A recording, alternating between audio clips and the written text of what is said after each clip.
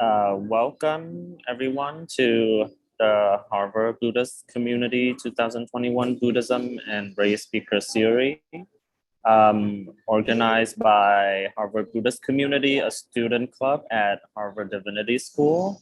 My name is Liam, and I am a member of the Buddhism and Race Planning Committee.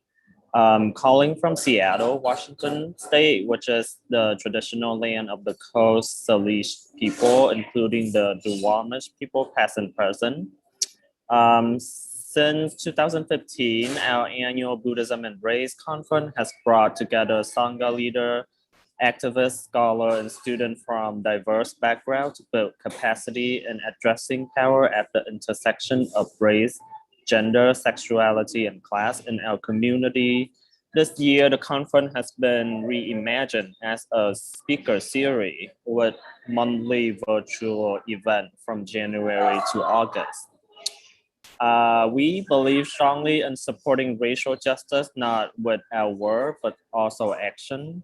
This month, we encourage you to learn about and donate to 3 organizations, namely Just Leadership USA, Meditating for Black Life, and Racial Justice Dharma. And the link to those organizations will be in the chat. If you are signed in to webinar, closed captioning is available. We are recording the event tonight and we'll make it publicly available on our YouTube page. Thank you so much, Liam. My name is Shanté Sanchez. I'm also a part of the Buddhism and Race Planning Committee. Like Eva and Kyla, my home is in Somerville, Massachusetts, home of the Massachusetts peoples. Today, the Massachusetts people remain in New England and in diaspora, along with their indigenous neighbors, including the Wampanoag and Nipmuc peoples. If you would like to know more about land acknowledgements and further actions you can take to support indigenous people in Massachusetts, you can visit the website for the Massachusetts Center for Native American Awareness. We also encourage you to learn more about the history of genocide and colonization of the place where you live, as well as about the indigenous communities currently living near you. We are pasting links in the chat to help you get started. Now, our series hopes to both respond to the virtual environment we find ourselves in, as well as this particular socio-political moment in US history. The events of the past year have demonstrated how structural racism has engendered systemic suffering that literally kills Black and Brown people and destroys communities of color.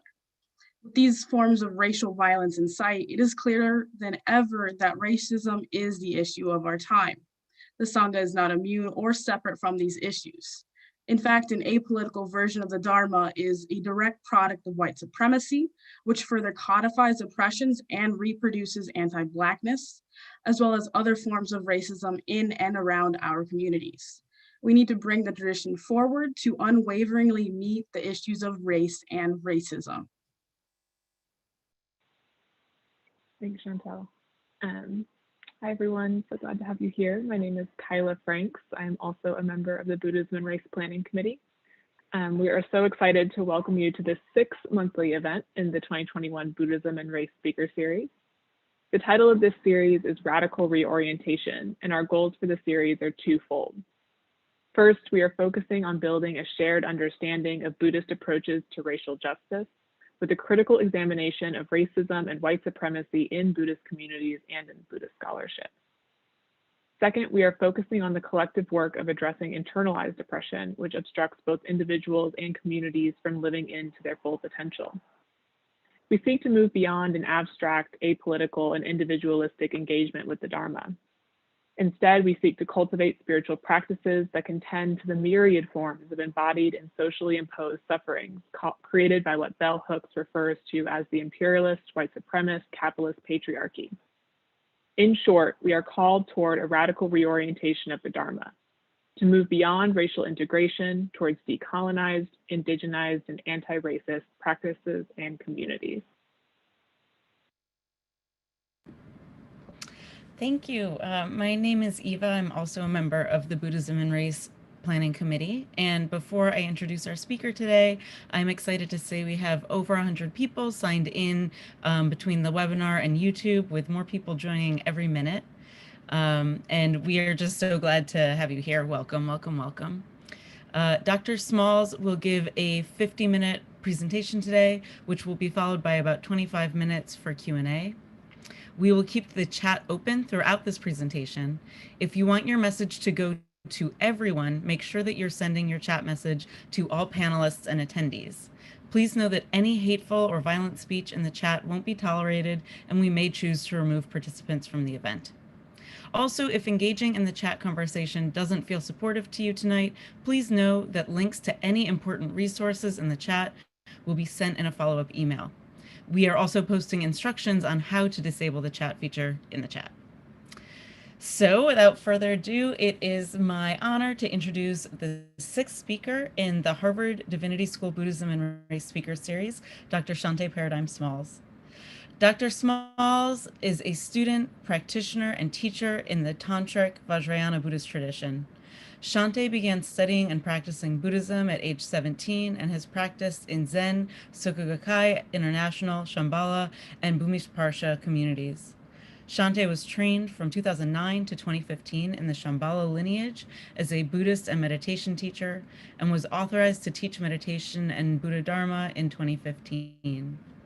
Shanté is focused on the healing impact of meditation in Black, Indigenous, and people of color communities, LGBTQ+, incarcerated, and recovery communities. Shanté teaches regularly on weekly Dharma Gathering online, which they co-founded and curate. Shanté is currently a student of both Lama Rod Owens and Lama Justin von Budras, co-founding teachers of Bhumisparsha. Welcome, Dr. Smalls. We are so honored to have you with us today. Thank you so much. Can everyone hear me, or at least can the panelists hear me? Hopefully the audience can as well. I want to first, okay, let me set my timer. Please let me know when I have about 5 minutes left. I can sometimes get a little excited and go on and on. I'm the child of two preachers, so I come by it honestly.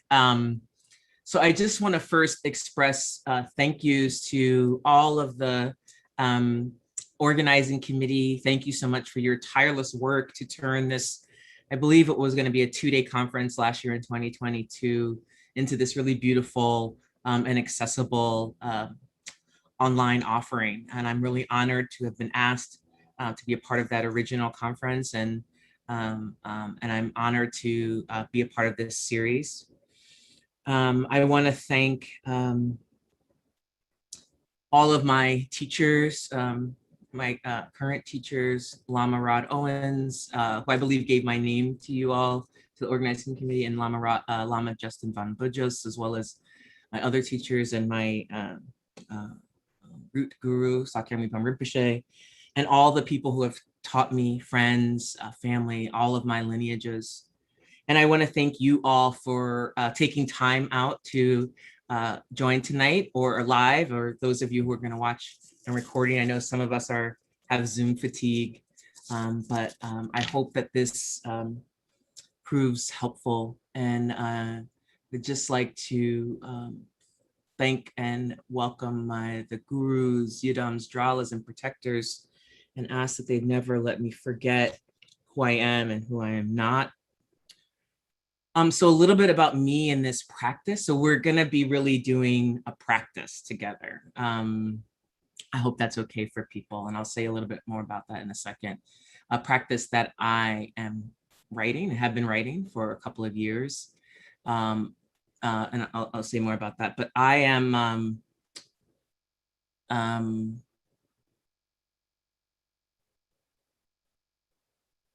a child of the Dharma, and even before I officially took my refuge vows to say that I was, a Buddhist, and then took my Bodhisattva vows to vow to work for the wakefulness of others in this and all lifetimes, putting the wakefulness of others before my own wakefulness.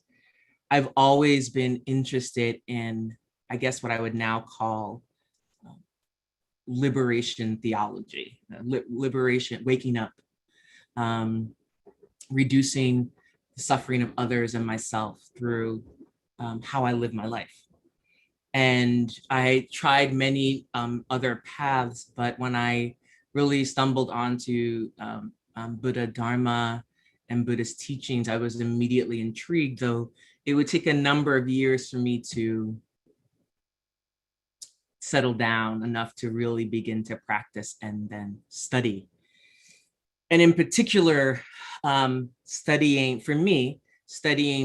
in lineages with teachers who have walked this path, going back to the historical Buddha and beyond, because of course, these teachings, there's lots of evidence that, well, I won't get into that, but these teachings are timeless. And so a few years ago, I had a year of crisis. In 2018, many things happened that were quite difficult.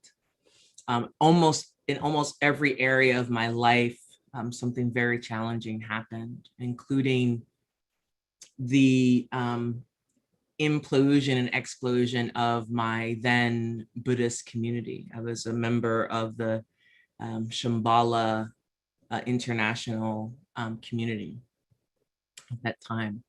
And my root guru, Sakyong Mipham Rinpoche, that was revealed that he had been, there were some credible allegations regarding sexual misconduct and assault. And there was all of every kind of emotion and response you could imagine.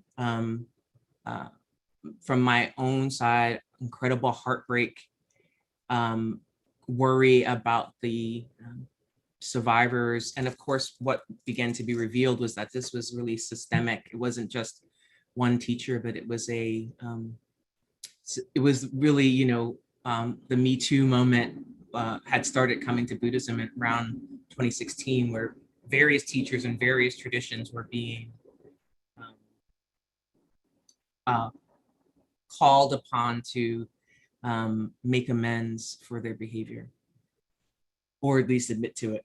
So that was a major heartbreak and break in sort of what felt like a seamless practice. And out of that heartbreak, my dog died that year. I went through a breakup, family. It was work stuff. It was everything. One of my dogs died. And out of that heartbreak has slowly come incredible healing. I started working with Lama Rod and then Lama Justin, maybe a year later. I started diving deeper into my lineage and the lineages from which it came. And Harriet Tubman started speaking to me more loudly. She's always been someone very close to my heart, partly because my maternal grandmother's family is from the same area, the Eastern Shore of Maryland, that our people were held in bondage and slavery in the same area where Harriet Tubman's mother and father and family were held in bondage and enslavement. So there's a kind of geographical connection, but there's always been a heart connection. So I'll say more about that in the practice. So why Harriet Tubman? I mean, for the obvious reasons of her incredible warriorship.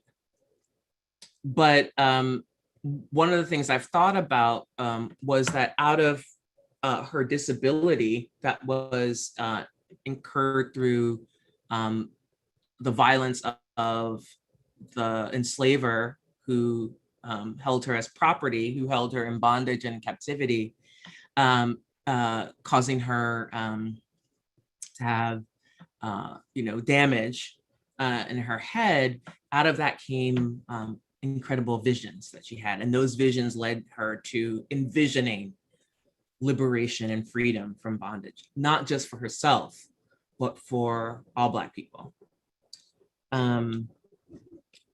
So I'd like to invite you, if you have a shrine or an altar and you'd like to either go to it or pour some water or light some incense or light a fire or do anything, or just light a candle or do anything, I want to welcome you to do that, and just invite whatever your that physical space is. I've lit my shrine and I did some preliminary practices to open up the space.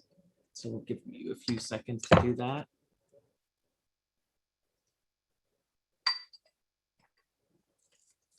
And also, if there's any particular posture you feel comfortable in, laying down, standing up, walking, sitting, whatever you need to do to feel comfortable and relaxed and relatively safe.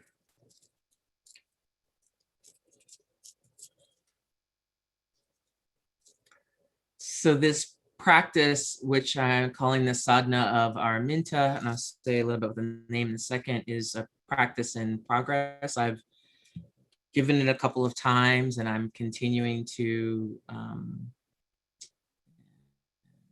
tweak it and write commentary and write the practice itself, really at the encouragement of my teachers who said I should write this when I was talking about just my experiences with Harriet Tubman. So the Sadhana of Araminta Ross, Harriet Tubman Freedom Practice is its working title. So Harriet Tubman was born, her parents named her Araminta. And that name means, it's a very rare name that is a combination of Aminta and Arabella, and it means prayer and protection. And so even though I don't want to dishonor Harriet Tubman choosing to name herself after her mother was also named Harriet, I want to also expand the meaning of her names, our various names, and to just call in that very powerful name. This practice is dedicated to Araminta Ross, better known as Harriet Tubman. So this is just the kind of preliminary commentary. Tubman lived, she was either born in March 1820 or 1822, and she died March 10th, 1913. She lived a long life. And she was born in Piscataway Territory, which is Dorchester County, Maryland. Oh, also I should say I'm calling from Canarsie, Lenape Territory, also known as Brooklyn, New York, also near the Rockaway and Natick people. And she's buried in Onondaga, Haudenosaunee Territory, Auburn, New York.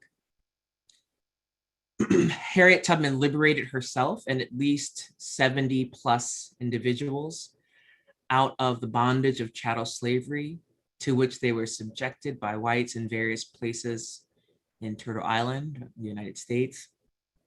She was a spy, an herbalist, and a healer, a scout, a suffragist, an abolitionist, and a general in the Union Army during the United States Civil War. To me, she is one of our greatest known spiritual warriors, or in Buddhist terms, a great bodhisattva, or an enlightened being who dedicated to an enlightened activity.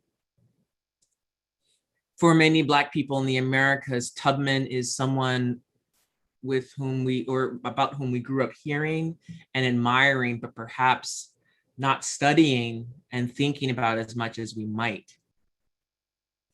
Since 2019, she has been heavy on my mind and heart, and I have begun to write a practice, a sadhana, or an accomplishment practice in order to express the wisdom that is attempting to arise in me. A sadhana is a practice of accomplishment in Tantric Buddhism, in which we work with a particular being or a deity to help us accomplish and put into and enact and embody and inhabit the qualities of that being.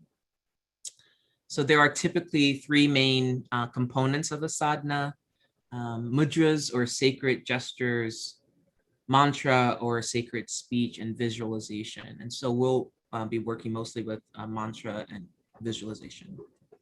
So we'll begin with some short preliminary practices, some which I've already done, so I don't want to overwhelm you. But we'll really do some meditation, some shamatha, peaceful abiding meditation, and simply resting in space, or zogrim. So if you could,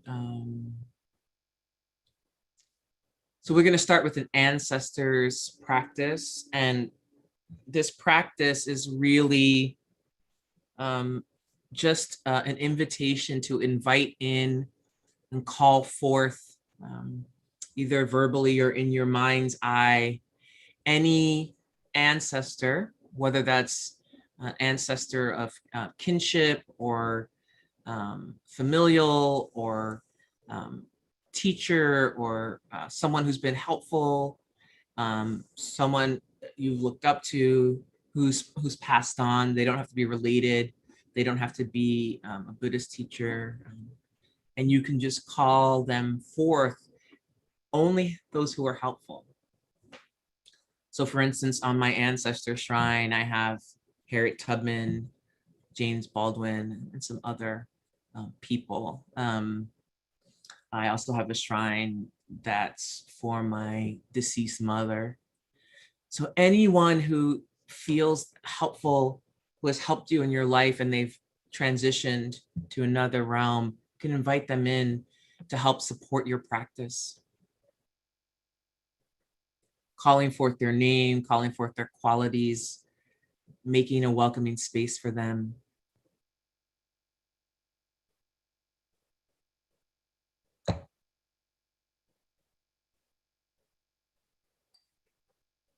And reminding ourselves that we are actually never alone in our attempt to liberate from delusion.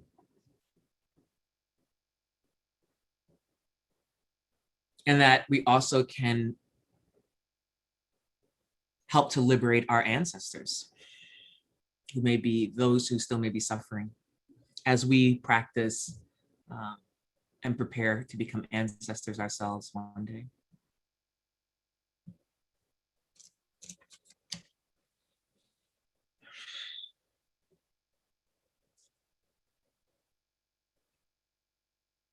So I invite you to sit or lay or stand comfortably, and we're going to do a little meditation.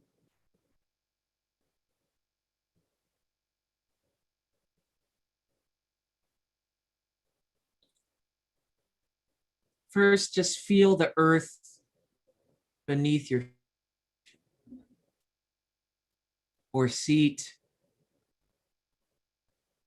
The earth, our first mother, our home. Let yourself just sink into the earth.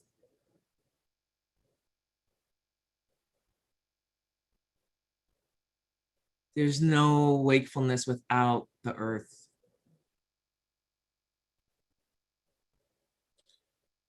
Feeling the weight of your lower body relax. Letting the front of your body be open and soft. The back of your body is strong, upright without being uptight, as I feel like to say. And your spine sinks, imagine it sinking into the earth, bending both into the earth and then through your body, through your central channel, coming through your skull into the sky. And it's like a golden bamboo rod. It is flexible, it is resplendent, it is strong, and it fills your whole body with light. You can let your body just hang over your spine.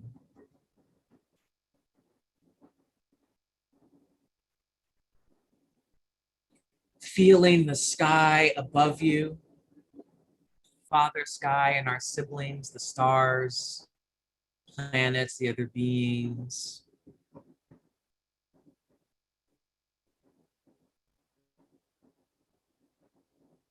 And feeling the environment, your environment, the room you're in and beyond, the trees, the beings on this planet, the waters, the mountains.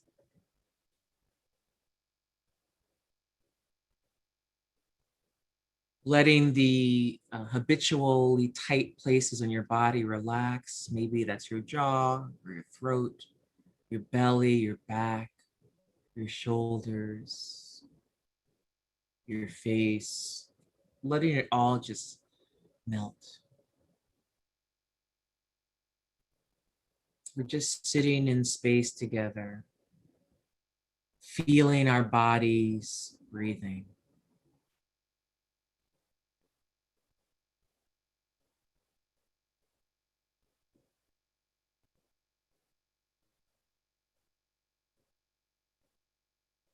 Your eyes can be open or closed. But just keep your gaze, whether it's open or closed, soft, relaxed.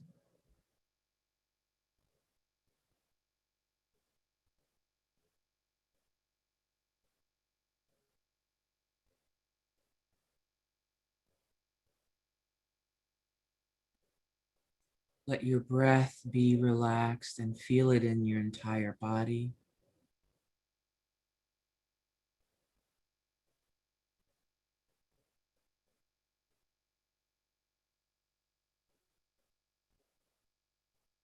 We're not even trying to get anywhere. We're just sitting on the earth, breathing together over digital space, over real space.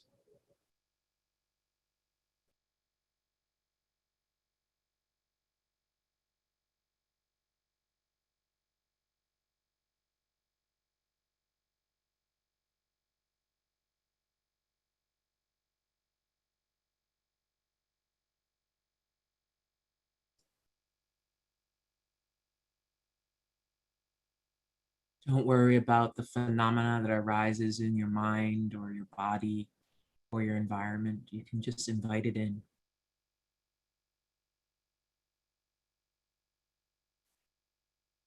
Welcome thoughts, physical sensations, emotions into this resting place of breathing and feeling the breath in the body.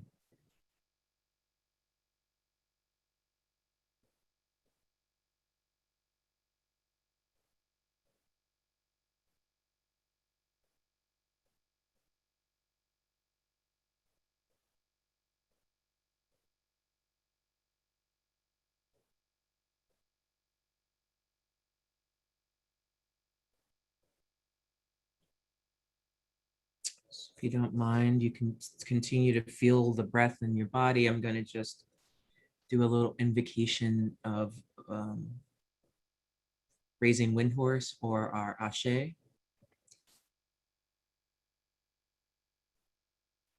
The assembly of the three jewels, the three roots, gods and sages, the three protector Mahasattvas, Jaya Devi, Padma Chotring, and the Vijayadaras of India and Tibet, the glorious protector Ganapati with the divine armies of Dralas, the five patron gods, the great being Gesar, and so on. All those gods of the cosmic lineage who command coincidence.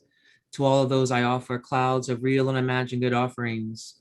I offer you this cleansing lasang with kindness. Please grant your blessings.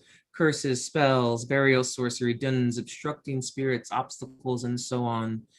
May all these signs of the weakening and corruption of Windhorse be pacified. Strife, enmity, scandal, warfare, lawsuits, recurrent calamity, and so on. Pacify all such obstructing discord. Multiply the power and strength of the virtuous Windhorse, the four-legged miracle. Please accomplish the spiritual and temporal, supreme and ordinary cities, and without exception, whatever mind desires. Om Vajrasaramum, Om Mani Padme Hum, Om Vajrapani Hum, Om Akshavalarayam, Om Ahum Vajra Guru Padma Siddhi Hum, Ha Ha, He He, Ho Ho, Sarvajaya Siddhi Ho, Tak Sen Kundrukti Arke, gather all Sarva, gather, gather, Ho, rouse of our life, virtue, and glorious Windhorse higher and higher. Om ye dharma hetu prava hitam tisham tatagato hayavada tisham chayanoroda evam vadi mahashramana svaha.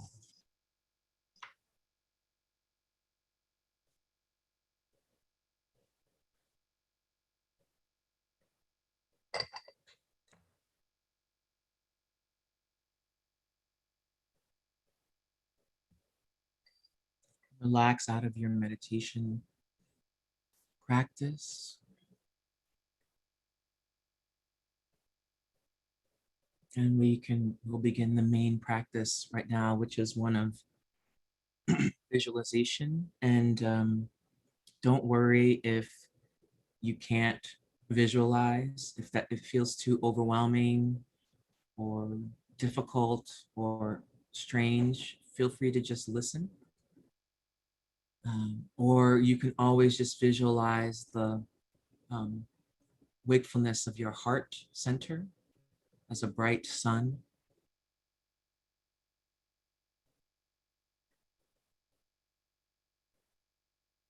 And this is what's called a front visualization practice. So you'll visualize the being, the deity, Harriet Tubman, in front, present being in front of you.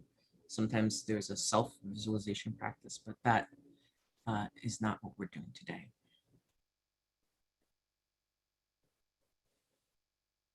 I come to consciousness in a state of confusion. It's dark all around me and I'm in an unknown marsh or woods. I am scared and afraid. Others are with and near me, but I cannot see them. All we know is we are to meet a guide who will help illuminate the way to freedom. There is thick fog, and I can see neither moon nor North Star. There is a thick mist which obscures vision, muffles sound, and impedes movement.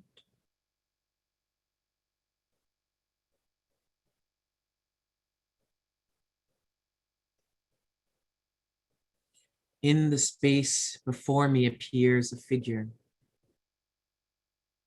Her three eyes, two in the regular space, one in the middle, are glowing bright.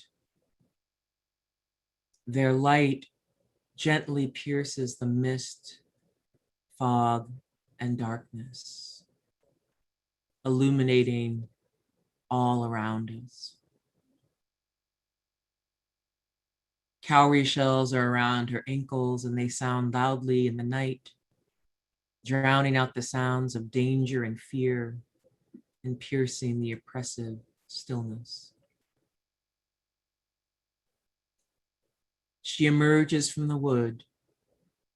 The moon appears in the sky to the right of her and the North Star to her left. She is clad in black. Her hair is braided and streams down her back. In her right hand, she carries a shotgun. In her left, a lantern. Around her waist is food, herbs, maps, oil, and ammunition. Her skin is a glowing dark brown, like the color of rich Mother Earth.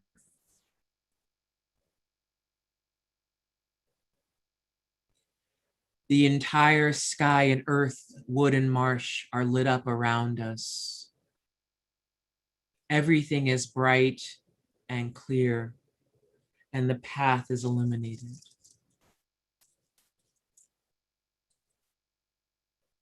I'm going to put her mantra in the chat so you can say it along with me if you would like.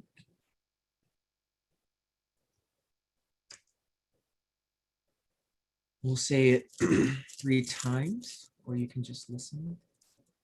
Ashe, Ashe, Ashe.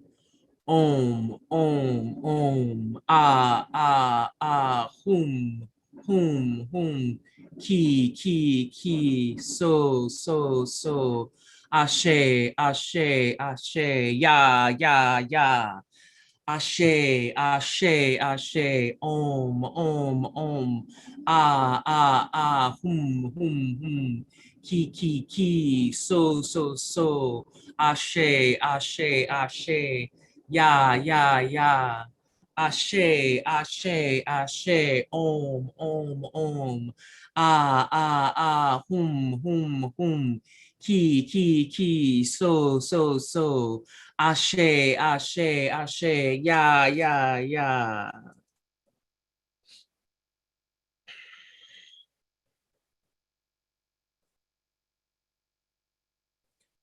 And I'll do one mala of Ashe. So if you have a mala, hold it at your heart center. And then do one Ashe per bead. And it can be slightly, you should be able to hear yourself. So it's not silently, but it's a whisper. So like Ashe, Ashe, Ashe. So we'll just do one mala of that.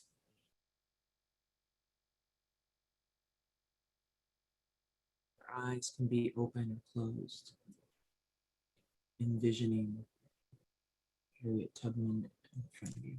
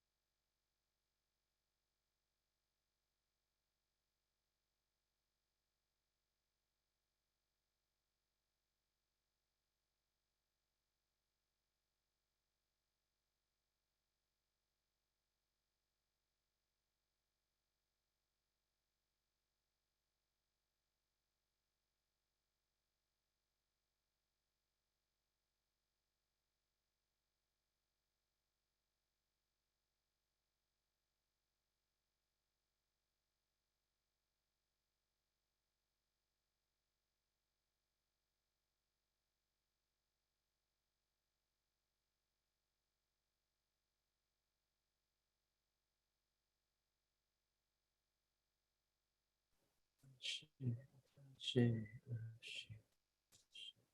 Ashe, Ashe.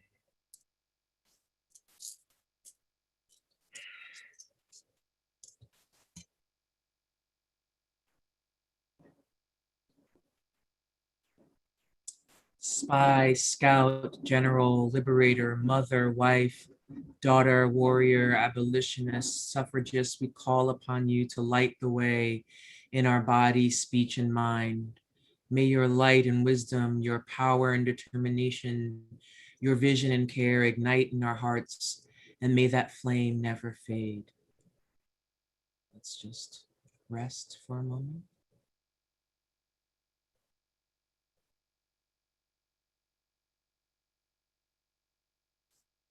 And now we've done the generation stage, and now we will do dissolve. So you can let the image dissolve into light, fading into light.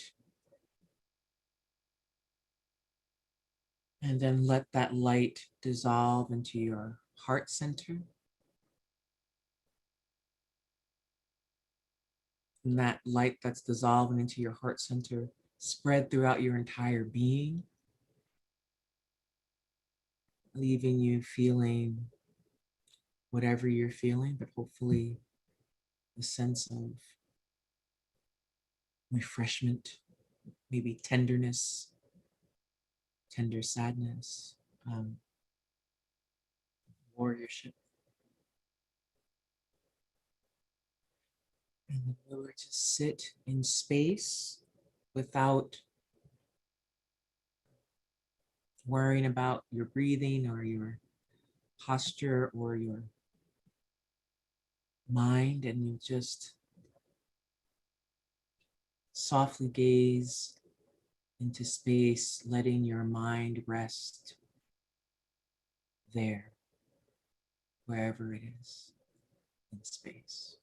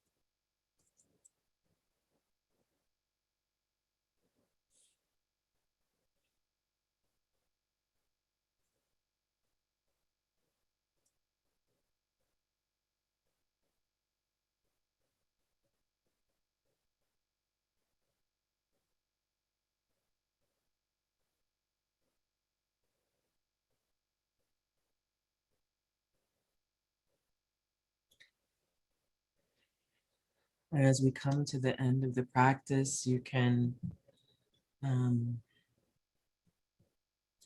thank your ancestors for showing up and invite them to return to where they exist.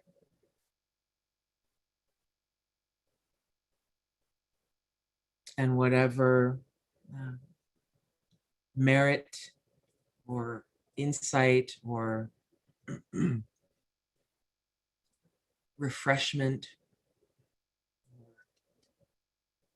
care that may have emerged for you in this practice, I ask that we all send that out to all beings in all realms who need that merit, who may not be able to practice, or who cannot practice, or who won't practice, but that we send them whatever illumination, whatever merit we've accumulated in this practice, so that it may benefit all beings in all directions and in all times.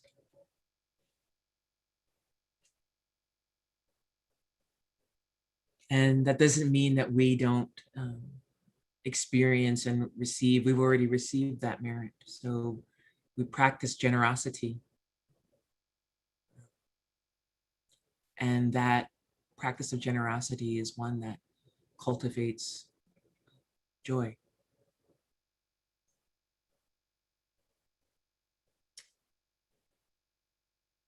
Okay, so that's the end of the practice. And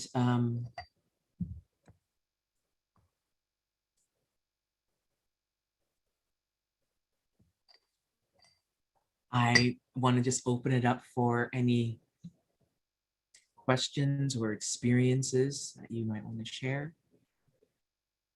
Thank you for being here, and please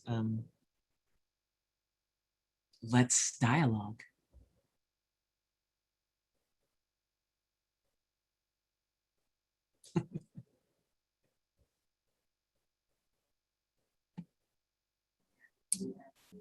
Beautiful. Thank you, Dr. Small.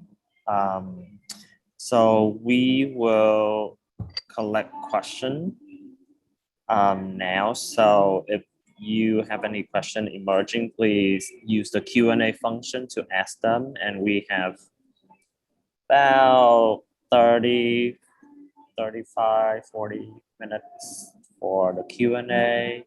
And then Dr. Small will lead us in a closing practice.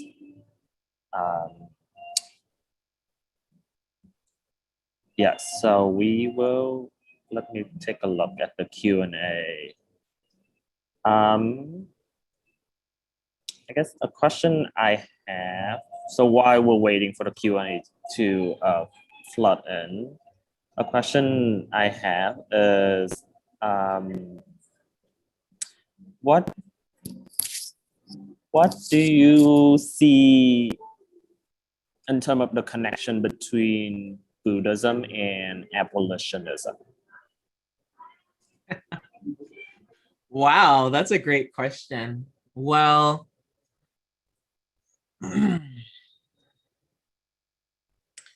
I think ultimately for me, Buddhism and the Dharma is about liberation, and not just liberation for myself, right? Like in terms of the Buddha's first cycle of teachings, but as the historical Buddha continued to teach, that liberation really was about relationships, the liberation of all beings. And then when he taught further, and the third turn of the wheel, it was like a kind of Malcolm X thing, by any means necessary, or by any tools necessary, right? You use whatever you have to bring about liberation. And that takes being, and as they say, there's no liberation without the first turning of the wheel, right? Without the kind of Theravadan teachings, without the Vinaya kind of teachings, but in a more practical or like more contemporary sense, that Harriet Tubman is a great example of bodhisattva, right? Of a person who was so committed to the reality of liberation, when that most of us cannot fathom. Uh-oh, Charlie horse, hold on. It happens. The kind of degradation and not just a physical capture or being owned as property, but the mental kind of cruelty, right, of being owned by another person. And so that, Tubman liberated herself. I also want to say she comes from a family, her parents were also, they were part of the underground world. They were committed to liberating Black folks, and escaped to Canada, Ontario, before they settled in upstate New York. And so the Dharma is ultimately about liberation. And so there has embodied liberation, that I want everyone to be free. So that gets complex when we talk about how do you work with violence, and harm, and sort of prisons and jails and those kinds of incarceration that's kind of like the end of the road. You can't, I don't think, start abolitionism there. Abolitionism has to start much further down, much earlier, with rethinking things like discipline, and to quote Foucault, rethinking discipline and punishment, right? So one of the ways I like to think about discipline, as in, how you work with building any skill set, is gentle consistency rather than a kind of violence. So even in the traditional Buddhist training, for many tantric teachers who are Rinpoches, Tulkus, right, who are reincarnated masters, the way they're trained is quite violent. It's brutal, right? And some of that has to do with the time, it's like medieval. But what if we rethink what discipline looks like? That doesn't mean things aren't hard, right? We shouldn't be pushed to certain limits, but that we have to start rethinking abolitionism at a very everyday level. So as a professor, right, like I think about that in terms of grading. I think about that in terms of instead of the easiest thing to do often is to punish, right? To take something away. So I have to start the abolitionism in me, right? And that starts with working with my instinct to punish when I'm in fear, when I don't know, when I'm disoriented, when I'm uncertain. And understanding then what appropriate responses are to harmful or violent behavior. And there are all kinds of models, you know, transformative justice and restorative justice. But that starts with a kind of commitment to saying we all have the ability to be free of samsara, right? I personally think, and this may not go over well with some people, but I personally think there are instances and there are people who need to have containment in order to work with their difficulties. But that containment isn't one of violence, and it's certainly not mass containment. It's one of really like giving people 360 degrees services. And this has, this is based in the work of like various indigenous communities around the world historically who have that, you know, have dealt with people who've done incredible harm in the to the community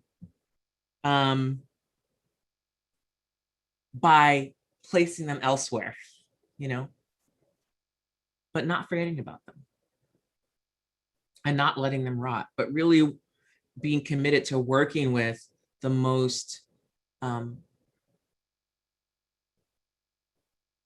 awful conditions, as well as working with people who have been harmed. A friend of mine likes to say, you know, when the violence is committed or when harm is committed, it's never just between the person who harmed and the people who were harmed. It impacts the whole environment, the whole community.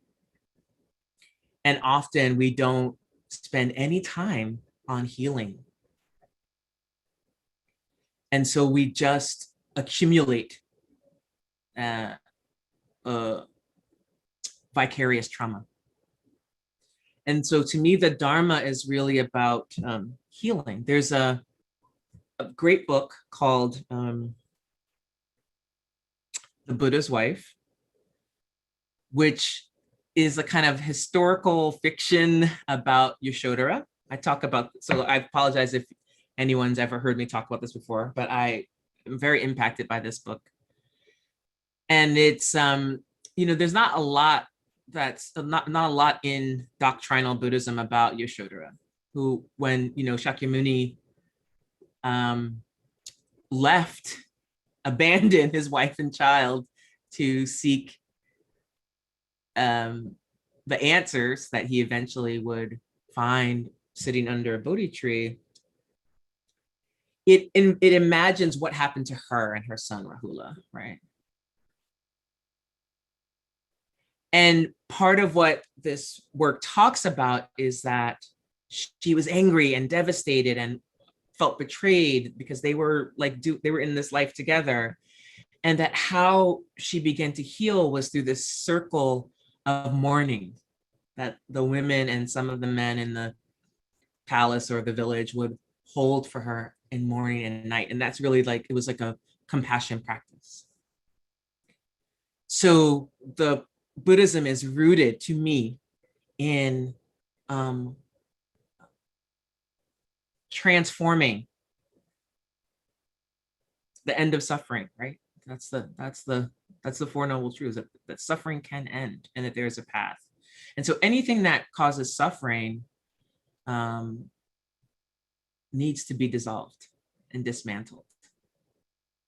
And there are forces that do not want that to happen. And so, you know, those of us who do want that to happen have to be committed to the dissolves at all levels. Yeah, thank you, Chantal, for putting that in, The Buddha's Wife. So that was my long-winded answer to your question. Thank you. Thank you. This next question comes from the chat and I think picks up on some of the thoughts about anger and difficult emotions that you touched on there. So this person writes, thank you so much for sharing your work. I recently experienced a schism with two spiritual communities relating to racism. I'm increasingly drawn towards Tibetan Buddhist practice, but I'm wary of messages of conformity and detachment that I've encountered repeatedly in the tradition, and from some contemporary teachers, especially with regard to anger. I am enraged, and I experience that rage both as a wound and as a strength.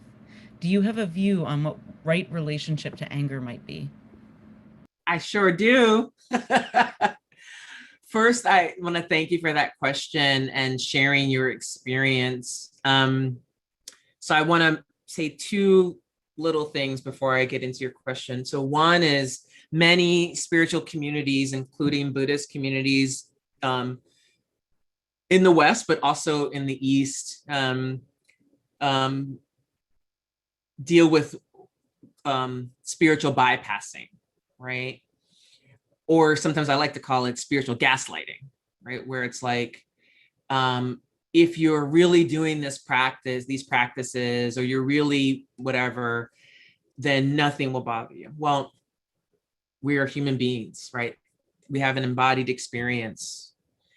And we also are connected to a spiritual experience, but we've been put into this body, I would say, and it's not for the faint of heart, the human experience, it's very challenging, it's very hard.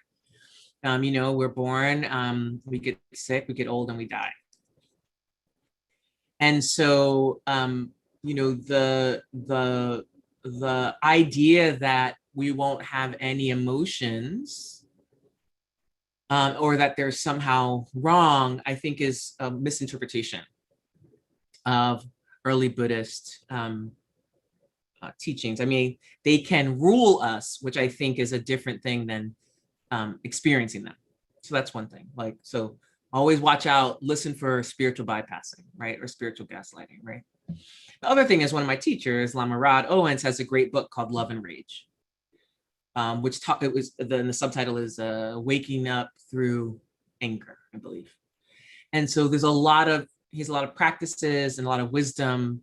It's a great book for working specifically with anger and rage related to race, gender, sexuality, in spiritual community.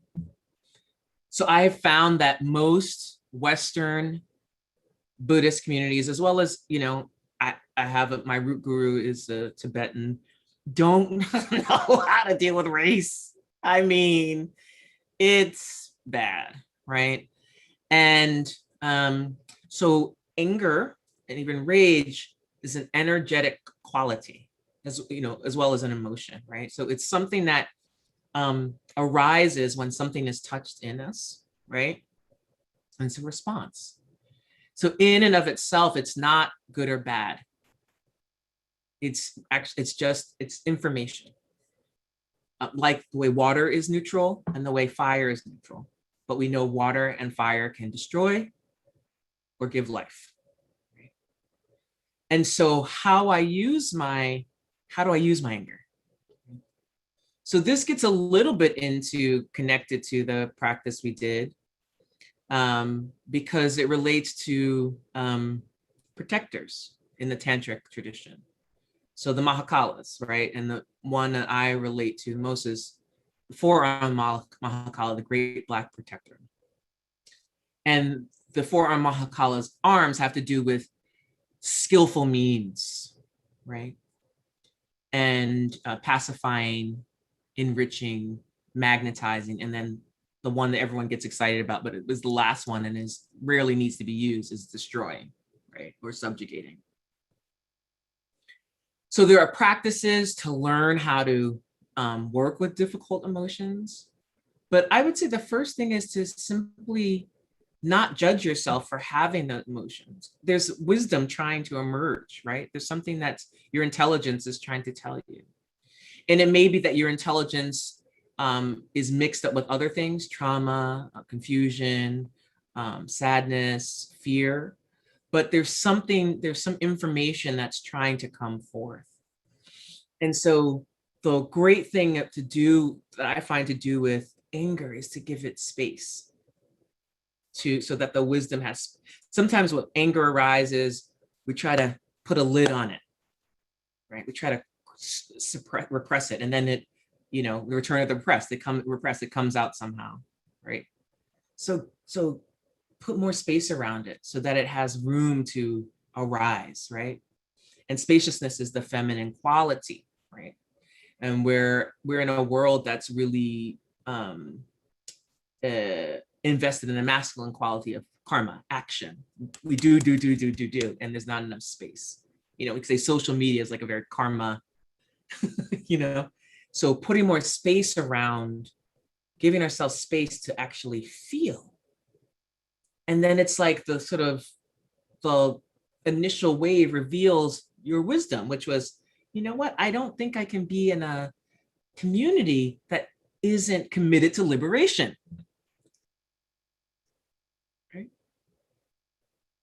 Isn't committed to the dissolve of white supremacy, of patriarchy, of whatever it is, right?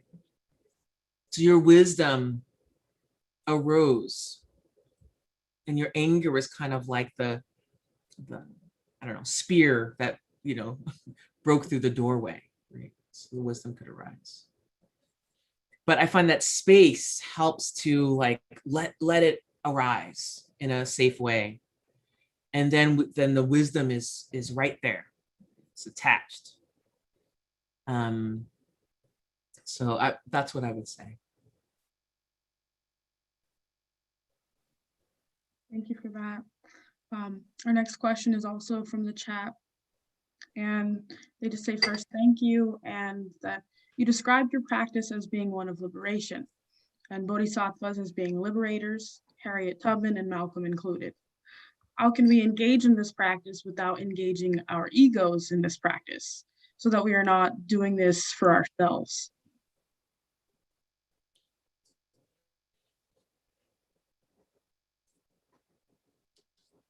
Once a person takes the bodhisattva vow, it becomes very clear that you've done something that you might actually regret, because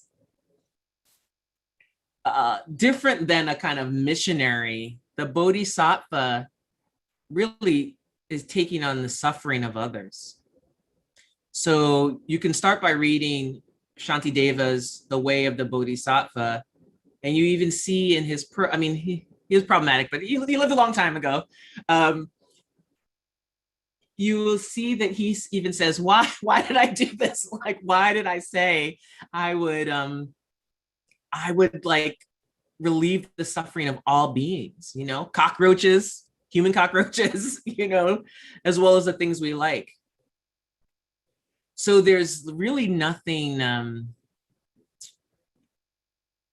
it's not as glamorous as it seems. Like, you know, sitting in a teacher seat, sometimes people think, oh, I wanna do that, you know? But the more, my view is the more power you have, right? If you're a teacher, the more you're responsible for those who are listening to you. I'm responsible to my meditation students. You know, my meditation, my Dharma teachers are responsible for me in a way, you know?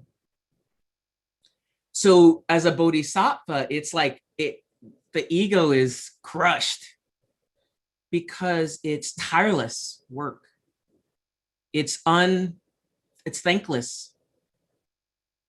And if you do it from a place of like arrogance, believe me, the world will tell you about yourself.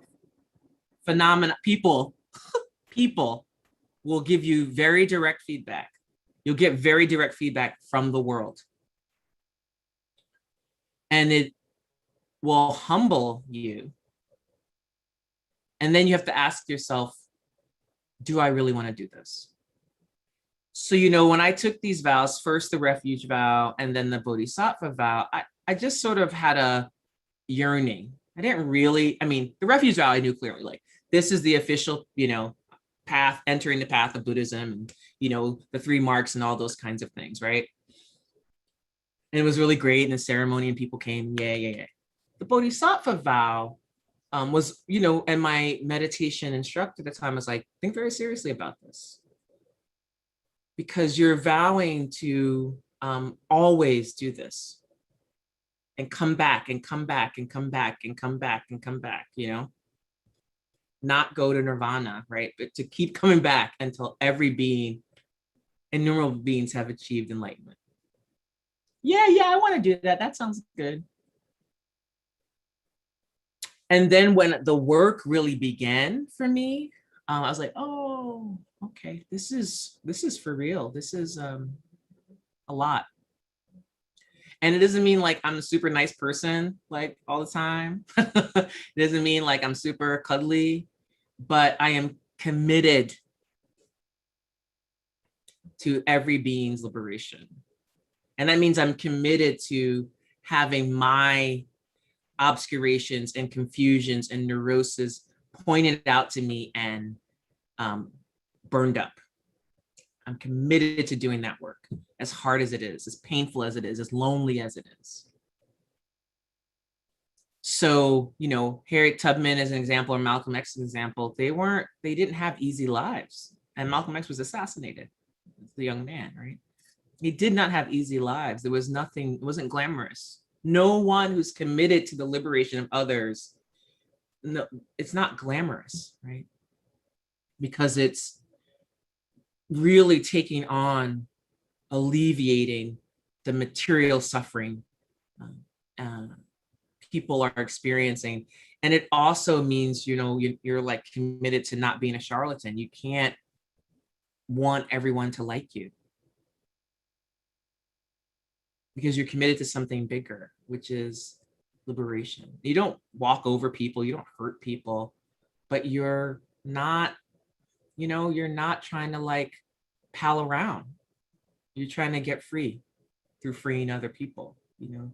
So it's kind of like it's like a fiery quality that burns up your ego. Your ego gets put in its right place because of the kind of work you're doing, because of what you're called upon to do. And that really comes from first is through a lot of sitting practice. So first we have to really polish that stone and gain some stability, clarity, and strength. The first real fruits of shamatha practice, right? Of like deep samadhi is this clarity and strength and stability of mind. And so then when, you know, we get the ego talk, it's like we recognize it as ego talk, right? And we can get back to the business of working for the liberation of others, which always puts us in danger. So ego is about protection, right? Protecting ego, protecting our neurosis, and bodhisattva is the opposite. It's like putting it all out there, you know, growing up in public, flailing.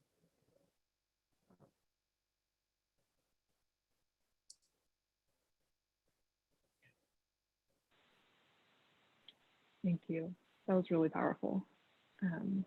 Another person who asked the question in the Q&A expressed gratitude and the power of opening connection, and then had a question about intuition, and asked specifically, how do you sustain intuition connection, and how do you think Harriet maintained intuitive connection?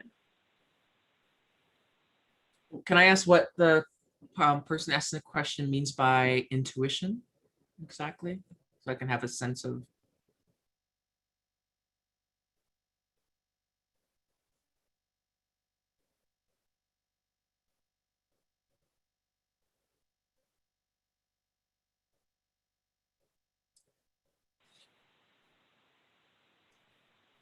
I don't see them responding yet. Okay, so so when I hear intuition, I mean, I think of I also think of another word, which is discernment, a quality that I can really cultivate. So I think we all have connection, right, to kind of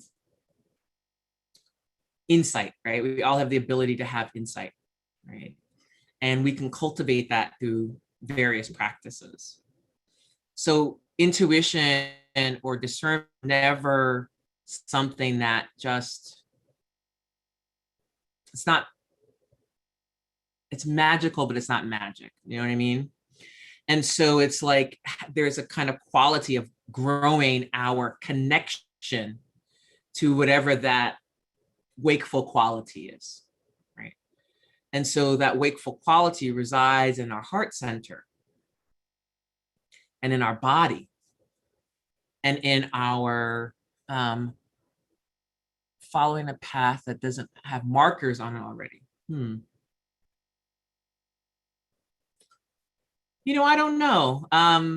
So I follow a path that has markers on it, right? So I follow a path that is at least, 26 to 2,700 years old. But that doesn't mean that, there's no path that doesn't have markers on it, right? Even Harriet Tubman followed a path that had markers on it. But sometimes there are hidden markers that we are meant to discover or encounter. In the tantric tradition, this is terma, hidden teachings that are revealed to a terton, to a person, when the time is right. So those teachings are hidden until they're needed. And so sometimes it's not so much that for me, it's really important that I have a teacher and a guru and teachings that I can follow. Because what happens is that opens up my intuition, my discernment, my vision, my prajna mind. And that I'm not just doing whatever. Because particularly as a teacher myself, as I said, I'm responsible for and accountable to other people. And so I have to actually being between a teacher and a student, for me, is like the most beautiful place I can be, because I get the wisdom of both. I get to be in that stream of wisdom. And then things that arise in my consciousnesses, like this teaching, like this sadhana. And then I can say to my teachers, does this sound like, and they say, yeah, this sounds. And then I can ask my students, can I test this out on you? I say, oh, okay, yeah, test it out on me. Then I can begin to say, oh, there's something there that is connected. A channel's been opened up, but it's connected to something else. For me, that's, gurus and yidams or deities, dralas or higher beings and protectors. So when I'm connected to those beings, Harriet Tubman, whoever else, then something opens up, a connection opens up in me that opens up other connections in me. So I'm never disconnected. I'm never, so that's, people say lone wolf.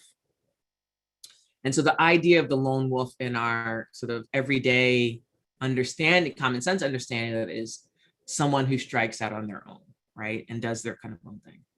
But in an actual wolf pack, a lone wolf is a wolf that's been kicked out of the pack and left to fend on their own, which means they will die. Usually it's an older female wolf. I don't know what that's about. I need to read more about wolves, but it's an older wolf or an injured wolf. And the lone wolf is vulnerable. The lone wolf is not the wolf needs the pack. So spiritually, I am not a lone wolf, right? I'm connected to my ancestors. I'm connected to my various lineages. I'm connected to the deities. I'm connected to my teachers. And then that opens up my deep prajna, the wisdom, the intuition, the discernment. So it's actually about connection, and that illuminates paths that might not have been illuminated to me before.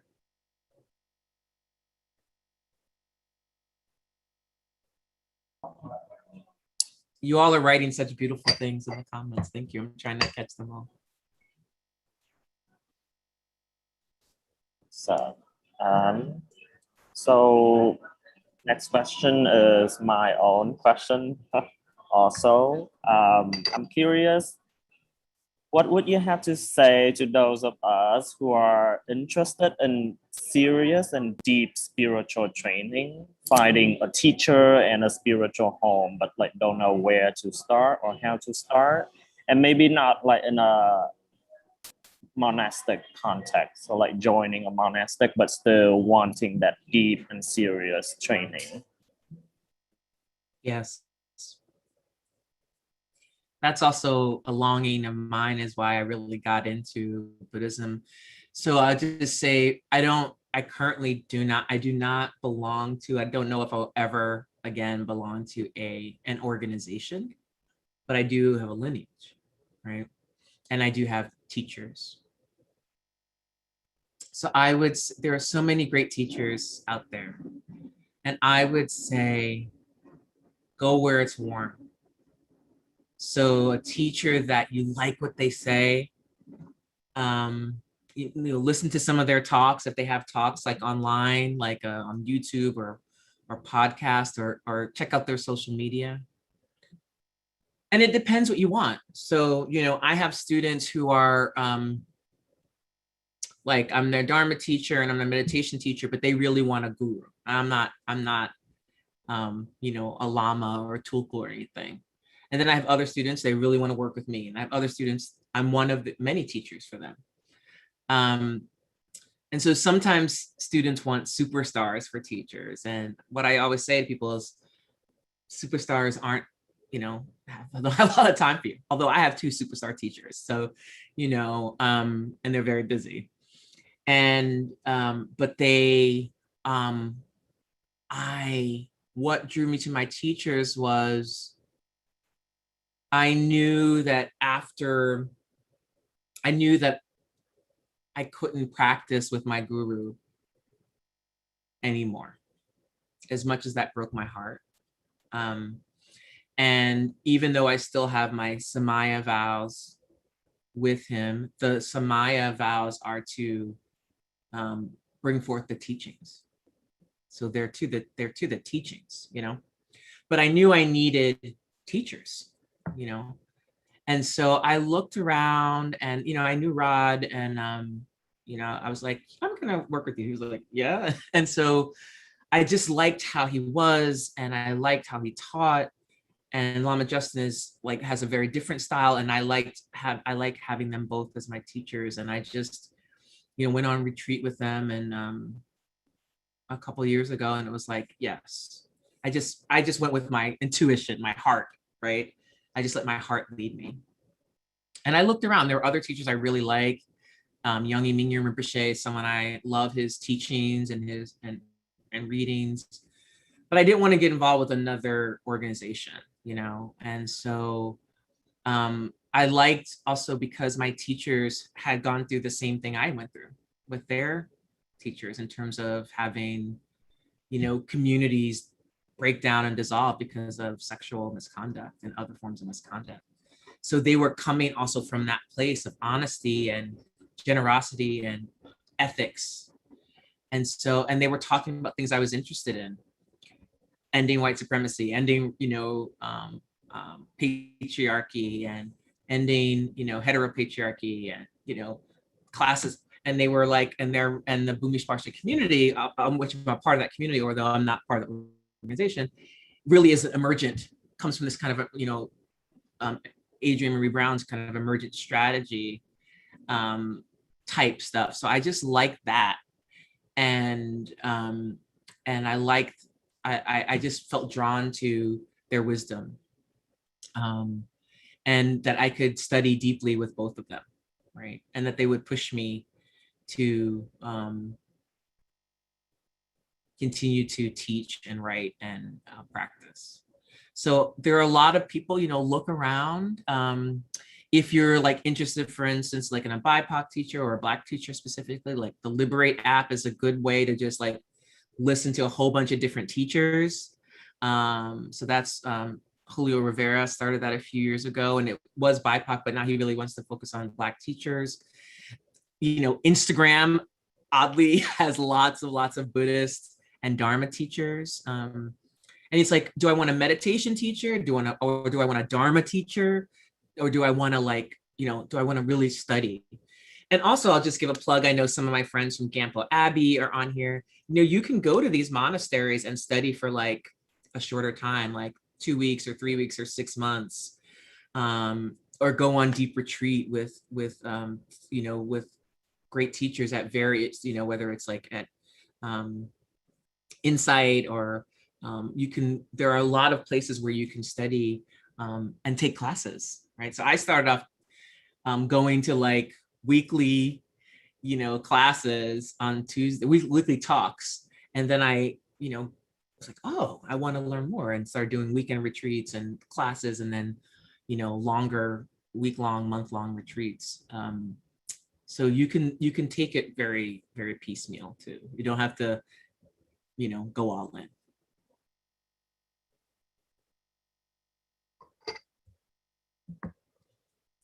We have time for one more question. Yeah, I think we have time for one more. We might go a little bit past 8, but just by a few minutes. So this will be our last question, and then we have a few short announcements, and Dr. Smalls will lead us in a closing practice. So the last question is a request to have you speak a little bit more about working toward the liberation of ancestors who may not have been helpful or may have caused harm. Oh boy. I know, just like a short, easy question for the last. Oh, girl. Oh, all genders. So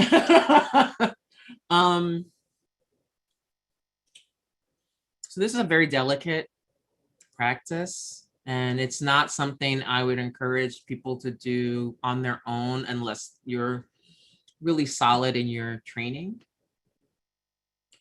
I would also encourage people to be in therapy, because there are real epigenetic and real experiential traumas that come from unhelpful people in our family. But let's go back. Let's say you discover you have someone in your family who was like a murderer, a rapist, a pirate, someone who enslaved people, someone who sold their family into enslavement, someone who, operated a sweatshop. Or someone you knew just like it was a bad person, or a harmful person in that incarnation of themselves.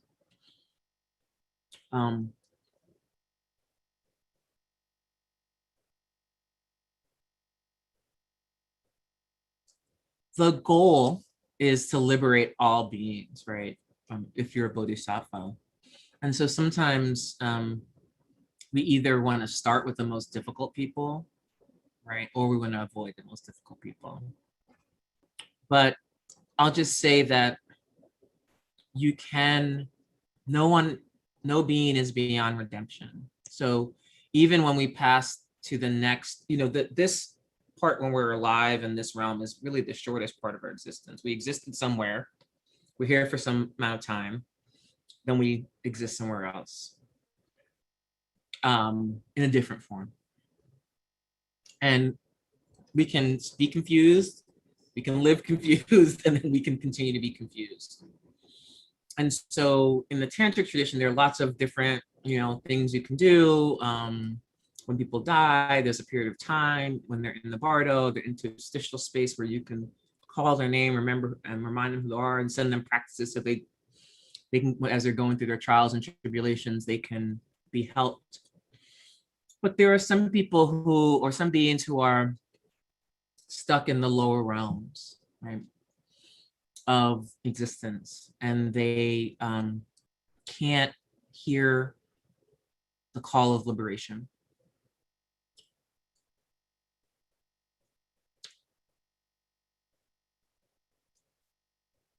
And so when we're practicing, even it's just our shamatha practice, and when we're dedicating the merit, we can just send it to those people who suffered so much when they were alive, and so much suffering when they were alive. That goes to reverse. It doesn't have to be anything where we're like seancing them into existence, but we can just include them. We don't have to invite them into our space, because you don't want to invite unhelpful beings into your space, but we can just send them whatever wakefulness we've accrued in each of our practices, send that to them. It's like giving someone a drink of water, you know, who's been in the desert. And so that, it's very simple. We can just dedicate the wakefulness that we're gaining through our practice. We can give that to others. As you have more practices, you know, you can do, you know, more Dungeons and Dragons, you know, stuff under the guidance of teachers. So I really am someone who believes that we need teachers and gurus, which is just a word for teacher, guides. And our teachers should have teachers, you know. But first I would say invite in, build a relationship with the ancestors who are helpful.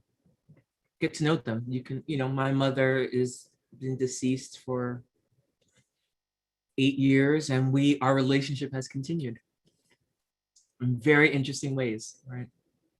So get to know helpful ancestors first, build that relationship first before you try to work with the more difficult, because it's not easy work, it's challenging.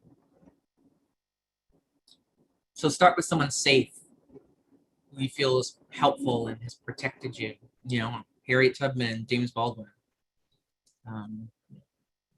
My deceased dog is on my, you know, his name was Tilopa, great teacher, great Tibetan Buddhist teacher. Wow, thank you so much. Ending on a powerful note. I just want to say to everyone who tuned in, thank you all for joining us.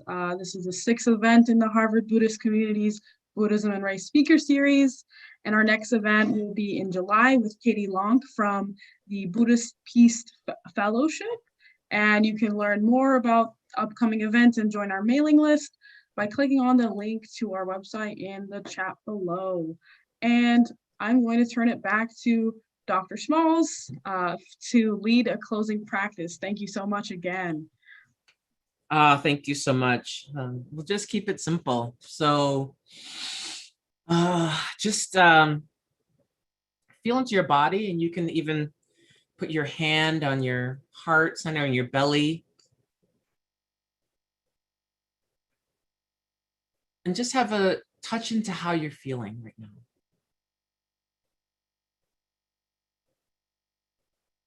Maybe this was not what you expected.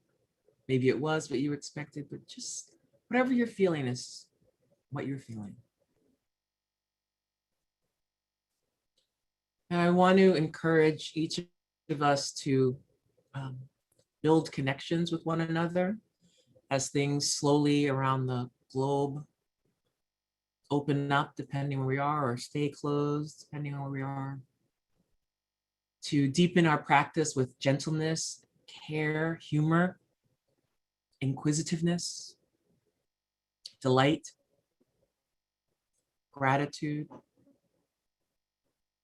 and to be committed to the path of liberation for others and ourselves, in whatever form that takes. So may we all be free from passion, aggression, and ignorance. May all beings achieve wakefulness, sanity, safety, and health. And may we continue to grow the Dharma in the West in a way that is completely rooted in true and ultimate liberation, as well as relative liberation. Thank you so much for being here, y'all. And feel free to contact me or my assistant. It's all on my link tree. And if I may, next week, I'm teaching on weekly Dharma gathering on the 5 Buddhist precepts and LGBTQ spirituality for Pride Month. So that's in my link tree. Thank you.